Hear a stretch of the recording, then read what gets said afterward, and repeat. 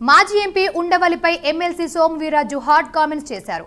RSS పై ఇష్టానుసారం వ్యాఖ్యలు చేస్తున్న ఉండవల్లితో బహిరంగ చర్చకు సిద్ధమంటూ సోము వీర్రాజు సవాల్ విసిరారు. రాజమండ్రి సుబ్రహ్మణ్యం మైదానంలో ఉండవల్లితో ఎప్పుడైనా బహిరంగ చర్చకు తాను సిద్ధంగా ఉన్నానని చెప్పారు. ఉపరాష్ట్రపతి రాధాకృష్ణన్ కు ఓటు వేయకూడదని చెప్పడానికి ఆయనెవరు అని ప్రశ్నించారు.